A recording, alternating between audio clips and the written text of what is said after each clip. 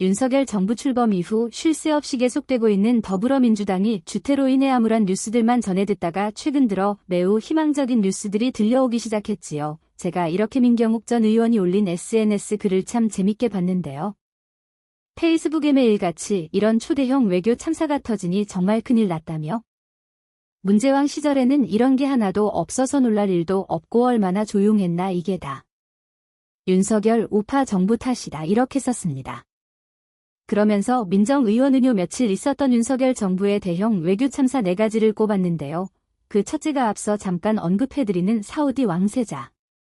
26건 계약 MOU 체결 때 과제위원회 설치였고요. 그 둘째가 네덜란드 총리가 방한에 반도체 협약을 했고 전략적 동반자 관계로 격상했다는 소식이었습니다. 그리고 그 셋째가 내일 스페인 총리 회담이라고 적었는데 어제 윤석열 대통령과 산체스 스페인 총리가 정상회담을 했지요. 이 자리에서 스페인 총리는 양국이 먼 길을 함께 할 수 있는 동반자라는 표현을 쓰며 전략 동반자 관계를 내시로 할 방안에 대해 심도 있는 대화를 나눈 것으로 전해졌습니다.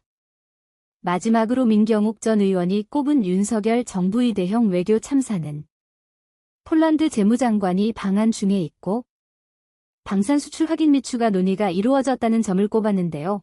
저렇게 윤석열 정부의 4가지 대형 외교 참사를 열거한 민경욱 전 의원은 그 말미에 나라가 돈벼락 맞는 초유의 외교 참사라고 적었습니다. 일종의 판어법이라 할 수 있는데 이것 말고도 지난 8월에는 13년 만에 이집트와 3조 원 규모의 원전 수출을 계약한 바 있고요.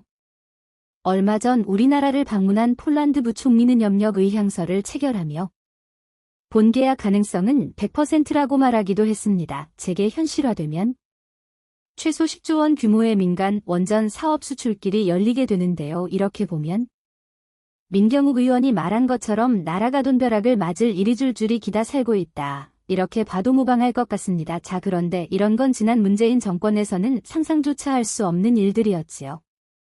북한에 철도를 깔아준다는 둥계성공단을 재가동한다는 둥금강산. 관광재개를 모색 중이라는 둥, 자꾸만 북한에 뭘 퍼주려 한다는 뉴스. 일색이었고 문재인 부부가 해외 순방을 다녀와서 상대국과 어떠한 계약을 체결했다는 뉴스는 정말 찾기 힘들었습니다. 대신 이번 순방에선 어느 나라 관광지를 둘러봤다는 소식은 정말 자주 들려왔었는데요. 이런 맥락에서 이런 게 바로 나라가 정상화돼 가고 있다는 반증이 아닐까 싶습니다.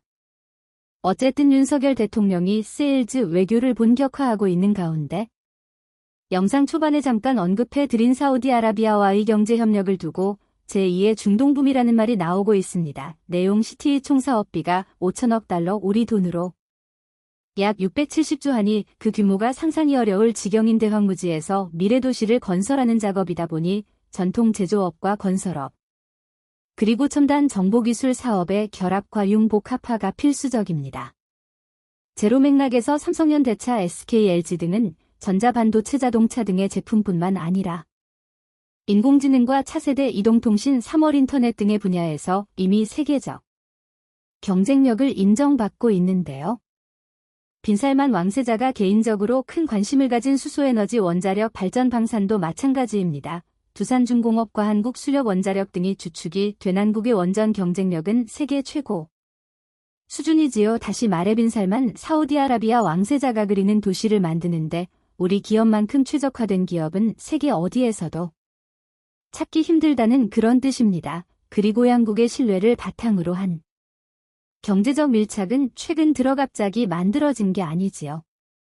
한국과 사우디는 7, 80년대 중동 건설 부문을 통해 깊은 인연을 맺은 바 있습니다. 20세기 최대 역사 중 하나라는 사우디 주베일 산업항공사를 정주영 회장이 이끈 현대건설이 성공을 시킨 바 있지요. 해발 300m 산하라를 바다에 통째로 메꾸는 공법과 울산에서 만든 철골 구조물을 바지선에 태워 현지에서 조립하는 창조적인 공기 단축법 등이 사우디 정부를 매료시켰습니다. 당시 한국 예산의 절반에 가까운 9조 원의 수주액이 오일 쇼크를 넘어 한강의 기적의 원동력이 됐음은 우리 국민들께서 다 기억하고 계십니다. 자, 그리고 50년 만에 제2의 중동부이라는 말이 재등장한 것인데 그 밑바탕을 다름 아닌 박근혜 대통령께서 만들었다는 사실 여러분들 알고 계시는지요? 지금부터 그 얘기를 해볼까 합니다. 지금 보시는 사진은 2016년 9월 5일 중국 항저우를 방문 중인 박근혜 대통령이 무하마드 빈 살만 당시 사우디 제2왕위계 승자와 회담하고 있는 모습입니다. 박 대통령은 G20 정상회에 참석자 방중한 것인데 이 자리에서 사우디아라비아와 정상회담이 이뤄진 것입니다. 그런데 이 자리에서 빈 살만과 박 대통령의 대화 내용이 주목을 받았었는데요. 당시 빈 살만은 한국은 한 세대 내의 성공적 변화를 성취한 마지막 사례라며 한국은 사우디가 추구하는 성장의 모델이다. 사우디의 국정개혁 목표인 비전 2030의 성공적 달성을 위한 주요 파트너로 긴밀히 협력해 나가자 이렇게 말했습니다. 제2의 박 대통령은 경제개발 경험을 갖춘 분야별 전문가로 자문단을 구성해 사우디의 비전 2030 실현에 기여할 수 있는 방안을 마련해 협력하겠다 이렇게 됐고 이에 사우디 측은 자문단이 조속히 구성되기를 기대한다고 말했습니다. 그 당시 구체적인 협력 방안도 언급이 됐는데요. 원전기술 정보통신기술 이해, 헬스 신재생에너지 개발 스마트 시티 건설 당산 안전 분야 등이 바로 그것이었습니다.